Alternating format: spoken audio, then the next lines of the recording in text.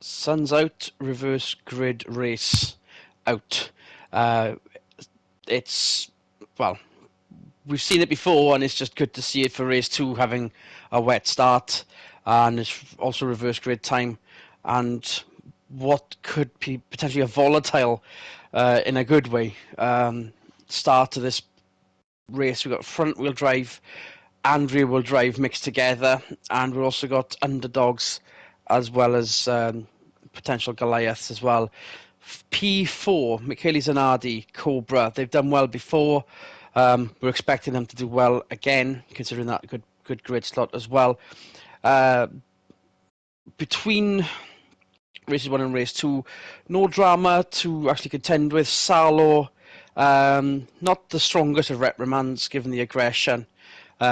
He felt that other drivers were being aggressive as well.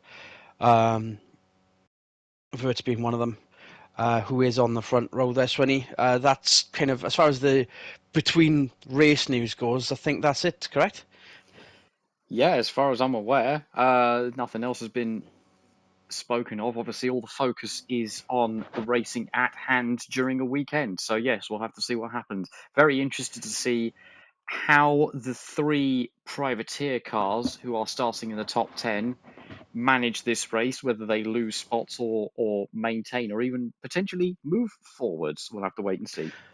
Considering race 2 of Spain had one of the DHLs in the lead for so long, and a slight echo in the Alphas running 1-2 compared to the BMWs at Spain.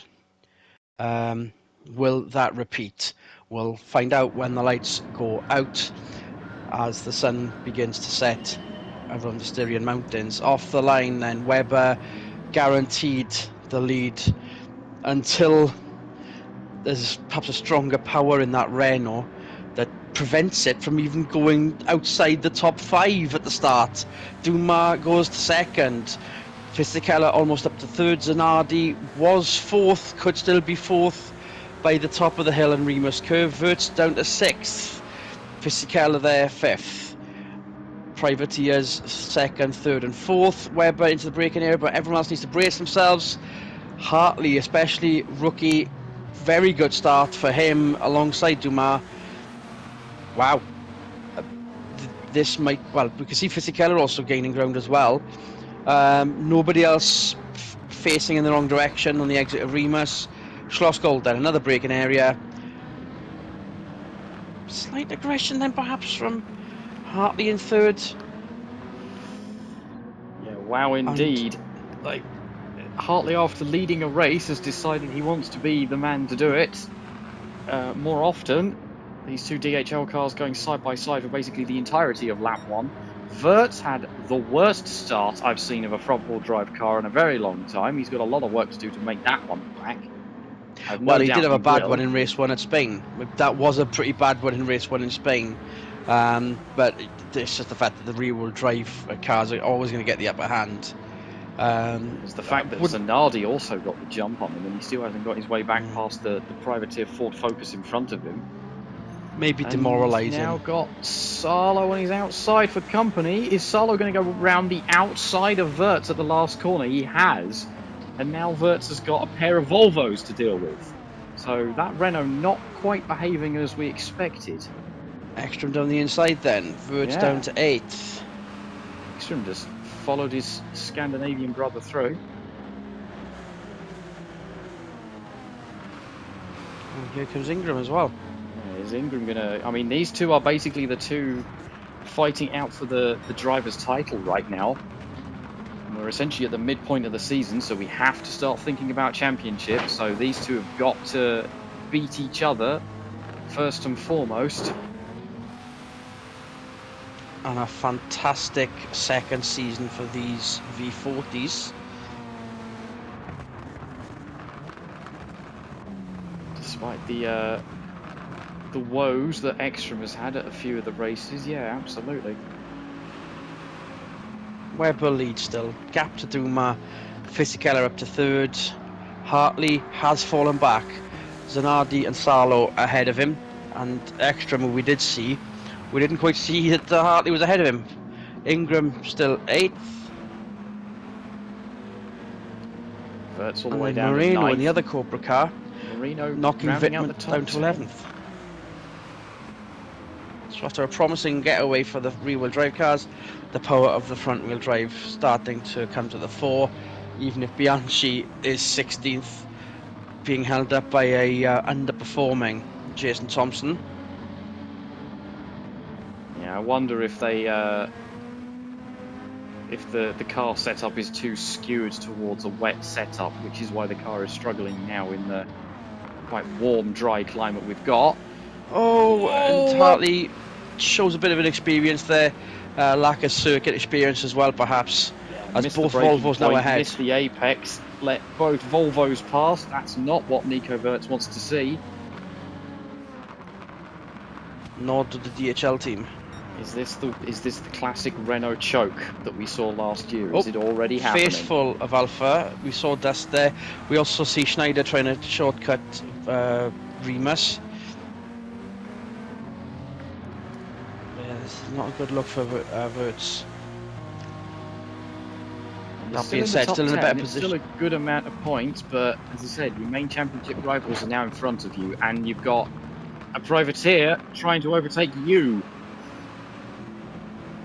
Which has already happened. It's just perhaps more demoralising that it is a fourth one. Yeah, but now on the back of Hartley, I think he does have the quicker car.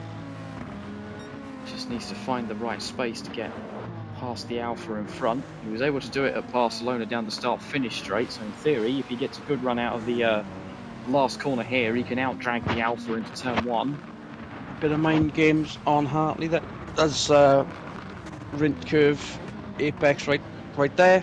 Yeah, we're into the back of him again, so he's being very aggressive. After the excitement at the start, I do have hiccups. Apologies. Webber and Duma close together. Fisichella also in close attendance. Yeah, top And 3. there goes Duma. Duma going for the Aggression. lead. Webber won't be happy with that. Is Fisichella going to drop back and let this happen, or is he going to get involved, I wonder? Not only the not the only Italian trying to have their say. There is a privateer Cobra, and there goes Duma down the inside of Remus. Then For the into the lead he lead. goes. Webber hoping to get his second win of the season in quick succession. That's not going to happen now, apparently, according to Olivier Duma. So a privateer, a DHL privateer, leads. We haven't said that since, well, Jamie Webber drove for them. Exactly. Webber won't be happy with that at all. The minor irony. Ekstrom gaining ground. Ingram Wirth 7th and 8th. Wirtz stronger position than he's ever been with the Volkswagen Golf. Now that's not here, but he has been in stronger positions with the more two-door style hatchback that was present before a major rule change. The Scirocco did work wonders around here and everywhere else the season that he won it in that car. Yeah, Volkswagen have a very good, strong engine. It allows them to have a lot of torque and a lot of top-end speed going down the straights, but the Golf just couldn't handle it in the corners, whereas the Scirocco could, which was the big deciding, changing factor in Nico Wirtz's fortunes at Volkswagen there. Landed on his feet at Renault, and it's paying off for him with 3 wins so far this season. He's shown that he is still a championship threat, even in racing for a completely different manufacturer. It's nice to see him back up the sharp end of the grid. Moreno's single-seater experience in Europe showing true here. Doing very well in that second Cobra car. Might be playing mind games for the braking area. There he Remus. goes. There he goes. Sends will it be it. switchback time? That was a bit over exuberant, but that's obviously helped him in that regard. There's the other two Alphas then. Wittmann ahead of Hartley. Hartley starting to fall back. Admirable performance outside the top 10 now. Still in the points, but will it be something the other cars behind will have a say about? Schneider, Lammers specifically. Hartley hasn't quite given up on 10th place just yet, and Wirtz is kind of fallen back into the clutches of these guys, so I'm not sure what that Renault is doing or not doing to Wirtz's liking. They've got a bit of a sideways moment there, so that tells me that the classic Renault mid-corner instability, their ever-present gremlin, is back to haunt them again, which might explain why Wirtz is going backwards, slowly but surely, and Bianchi is, well, in the point somewhere, I think. Hartley and Wittmann still side by side as they enter Rindt curve. Schneider in tow. Schneider's got the best front row seat for this.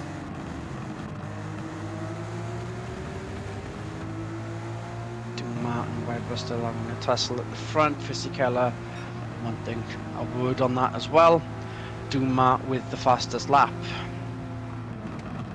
Hello, there's Lammers. Surprise Honda. Surprise Honda. Surprise that they are still a bit low. Lammers ahead of the more experienced Thompson. Palou also not performing the best. That position last season to be expected, but since Salo is 5th, it could be better. It should be better. Dumas with a gap to Webber and Fisichella now. This is looking promising. Dumas is actually the second pulling half away, of this. so whatever they've done to that Alpha, it's clearly working very, very well. It is a shame to see Honda struggling for points-paying finishes. They are doing what Volvo were doing last time race, out at Barcelona, so apparently that is now a thing that just has to be. Considering how close the manufacturers are, that especially could... seeing as Volkswagen are now not here to repeatedly do it.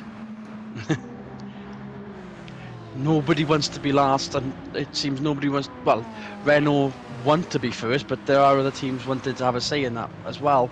Yeah. Nobody wants to be last, but unfortunately somebody has to be. The two Volvos, 6th and 7th. Better position than last time by in Spain. Neat formation flying from the two of them.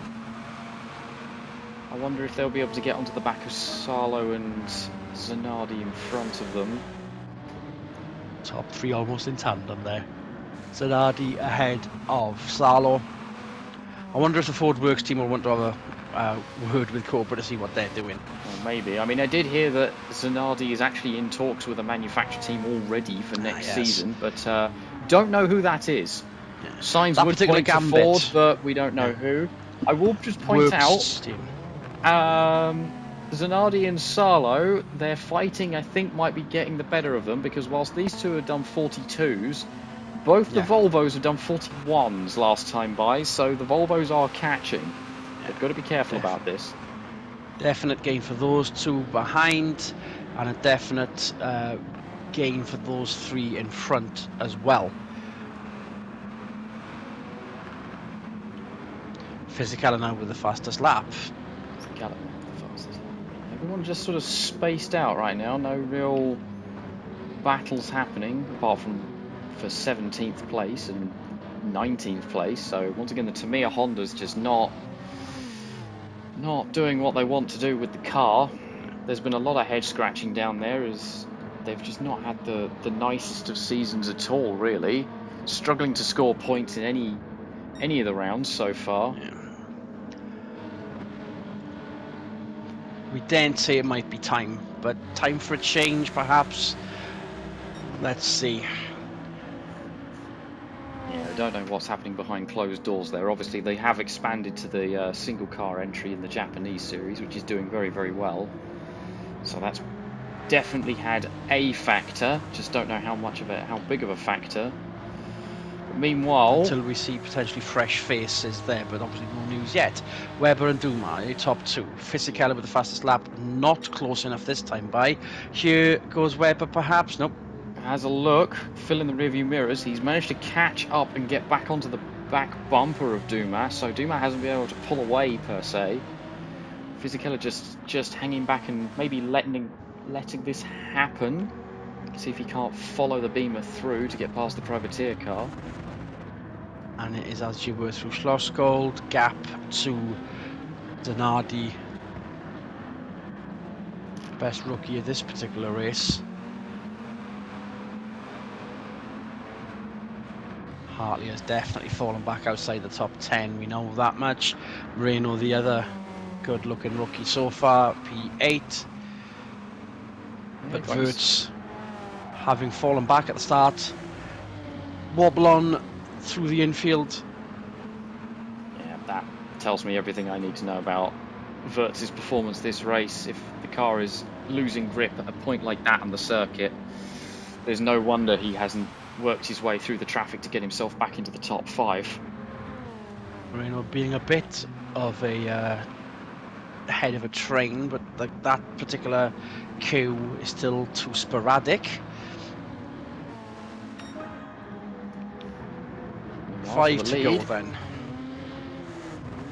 Webber back on the back bumper, so it seems like Dumas is quicker in the first sector and maybe the second sector, but Webber gathers it all back up in the third. Echoing race 2 in Spain, but Dumas has been here before. Webber also been here before in a DHL car of sorts, when DHL were running privately run BMW cars, hence Webber's eventual works seat a matter of seasons ago. Fisichella keeping close to this, just in case those two get together. Guaranteed freebie win if ever there was one, especially as he's Italian Zanardi behind him. Yeah, Zanardi doing a good job holding up 4th place here, even if he is got Salo all over the back of him. And Ekstrom and Ingram. The Volvos haven't really caught up as quickly as I was expecting them to do so to the 2 Fords in front, whether that's by design or just changing track temperatures or some other factor causing that, but everyone's just sort of formation flying at the moment. We're in the twilight. We were expecting some of the crowd to head for some indoor areas. It is feeling a little bit chilly out there.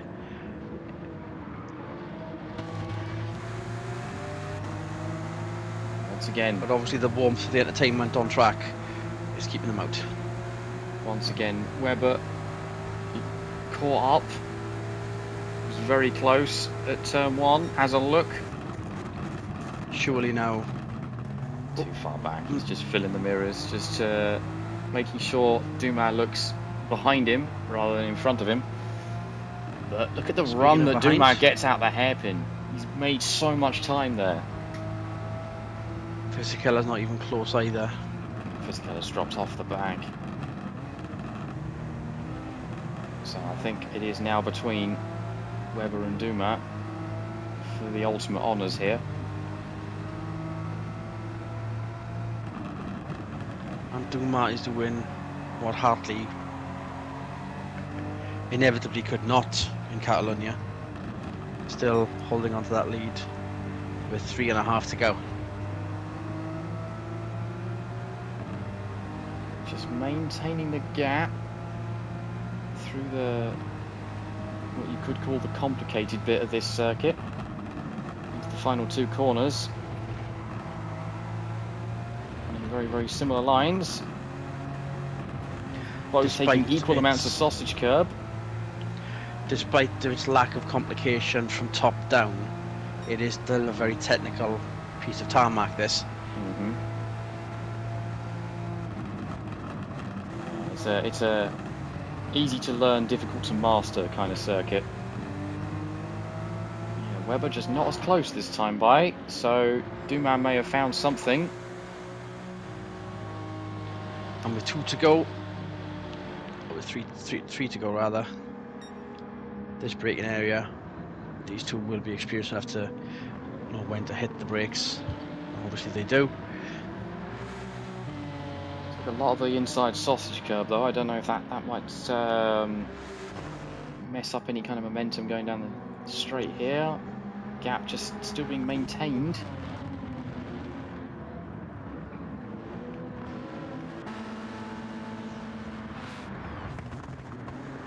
Same goes for these two.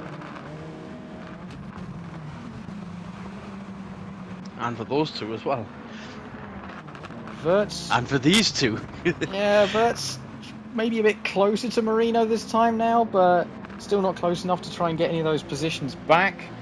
This is definitely going to be a race he wants to forget after starting on pole. Speaking of races you want to forget, Wittmann in 10th. This is perhaps not the best title defence that you've ever seen from an Alpha. No, but this is not the first time she's done this. She has a habit of winning the championship and then not having a great season after it, because of course that's what allowed Webber to win his championship previously. Hartley now down to 13th. Thompson, both Hondas now in the points, which means Bianchi is out the points, so this Renault misbehaving even worse than Wirtz's Renault, which is shocking, considering we know this car is so good in a straight line, and this track is all about straight line speed. I was really expecting more from the Renaults this time round. Is this happening again where we see... I mean, was it this point last season that Renault...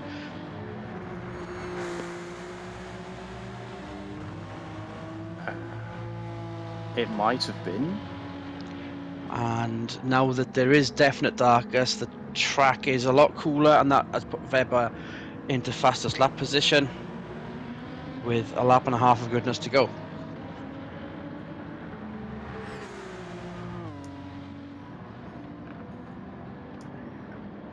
So, thanks to one of the little information gremlins, I'm reliably informed that the Renault choke started at round 5 last season, which was Barcelona, and then round 6, which was here at the Red Bull Ring. I mean, Aiello got a 4th place, but Gasho was outside the points. So yeah, it looks like the classic Renault choke is happening again. More's the pity.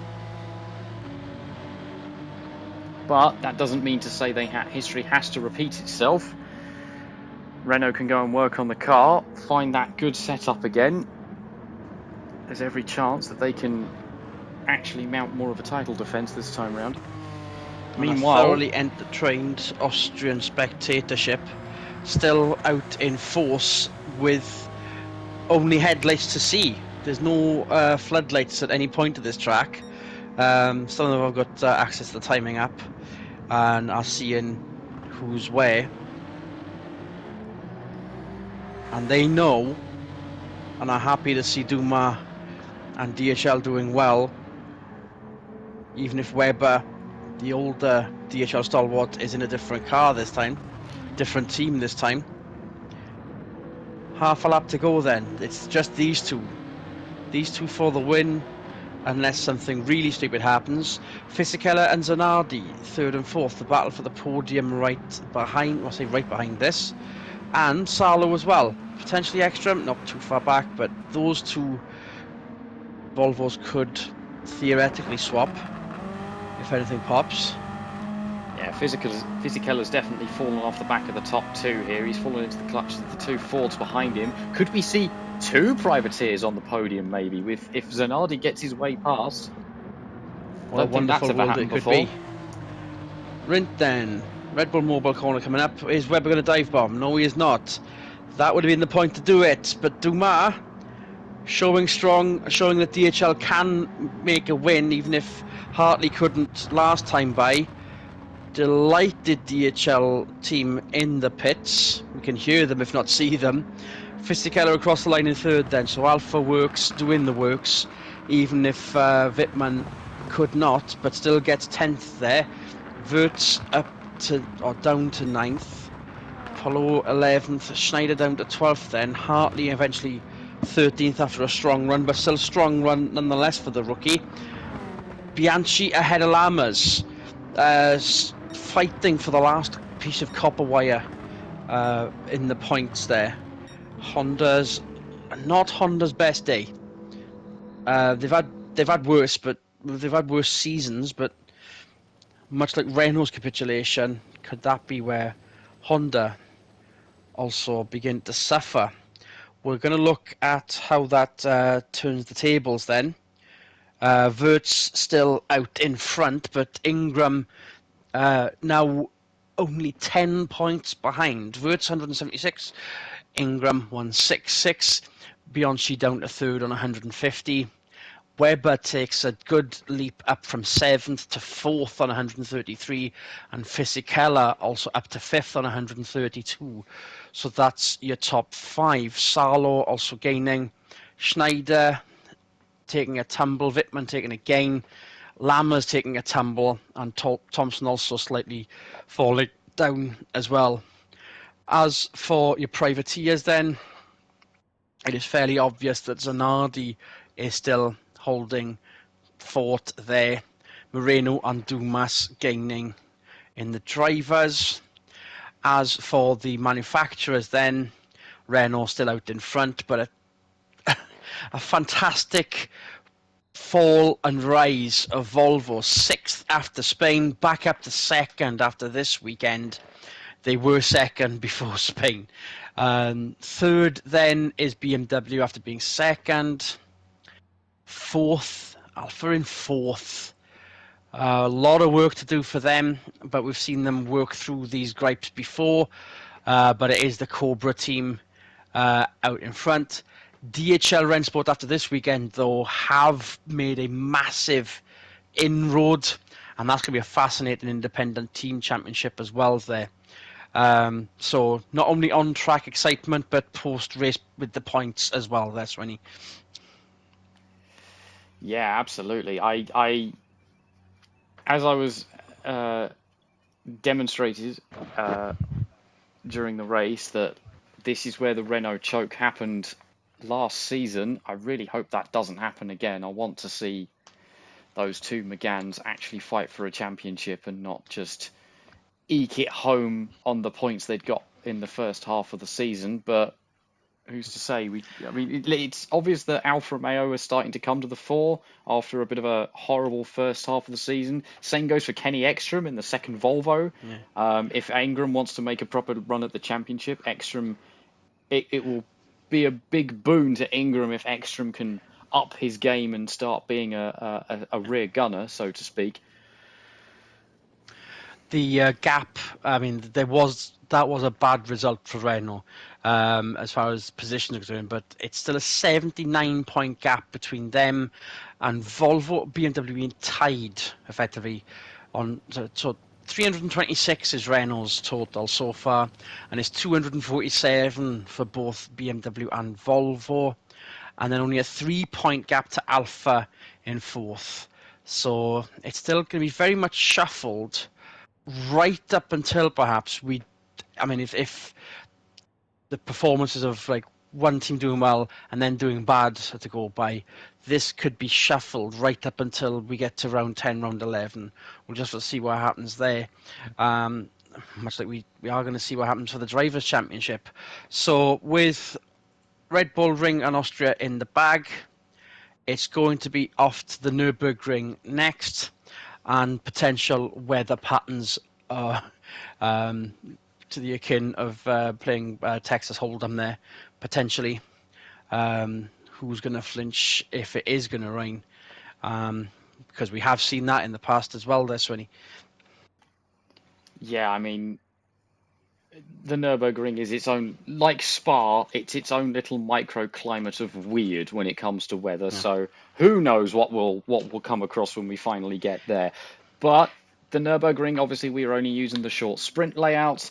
That is another rear-wheel drive preference circuit. So if Renault want to do something about this championship, they've got to fix that mid-corner wobble instability that we've seen plague them at so many different tracks around so many different kinds of corners. They've got to fix that.